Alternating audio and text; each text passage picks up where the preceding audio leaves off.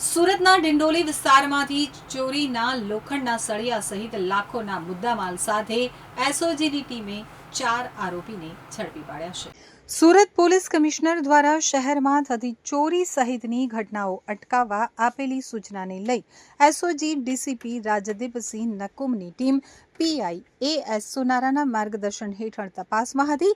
ત્યારે પીઆઈ જે.એમ. પરમારની ટીમના PSI MD સરવૈયાની ટીમના અહેકો જીતેન્દ્રસિંહને મળેલી બાતમીના આધારે ડિંડોલી વિસ્તારમાંથી ચોરીના લોખંડના સળિયા સાથે ભેરારામ જાટ, પ્રદીપ ત્રિપાઠી, નિંબારામ જાટ અને પ્રદીપ શર્માને ઝડપી પાડી તેઓ પાસેથી 32,95,000ના લોખંડના ચોરીના સળિયા જપ્ત કર્યા છે।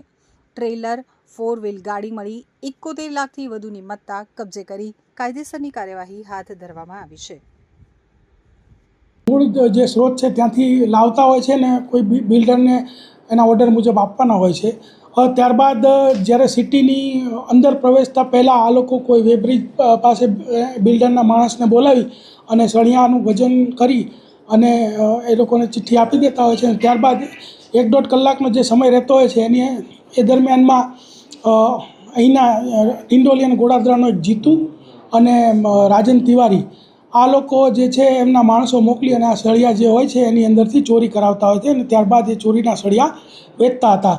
તો આવી એક લાઈવ ચોરી ચાલતી હતી। એ દરમિયાન એસઓજીની ટીમ ત્યાં પહોંચી ગઈ અને એસઓજીની ટીમને ત્યાંથી ટોટલ 32,95,000ના સળિયા કે જેનું વજન છે 59,910 કિલોગ્રામ, એક 4 વ્હીલ ગાડી 5 લાખ, એક ટ્રક 33 લાખ, એમ કરીને ટોટલ 71,52,000નો મુદ્દામાલ જપ્ત કરેલ છે। કલમ 305C કે જેનું માલવાહકમાંથી ચોરી કરવાની કલમ અને 317(2) લગાડવામાં આવેલ છે અને 4 આરોપીઓ પકડેલ છે। એમાં ભેરારામ ડ્રાઈવર, નિંબારામ ક્લીનર અને પ્રદીપ ત્રિપાઠી અને પ્રદીપ શર્મા કે જે મોતીલાલ હોસ્પિટલમાં નોકરી કરે છે। આ 4 આરોપીઓને ઝડપીને ધોરણસર કાર્યવાહી કરવામાં આવેલ છે। જી સર, કેટલા વર્ષોથી આ લોકો ચોરીનું કાવતરું કરતા હતા? આ લોકો ઘણા વર્ષોથી આ કાવતરું કરતા હતા અને અલગ અલગ વેપારીઓ અને બિલ્ડરોને આ ચોરીનો માલ આપતા હતા। જે તપાસનો વિષય છે ને તપાસમાં એ પણ ખોલવામાં આવશે।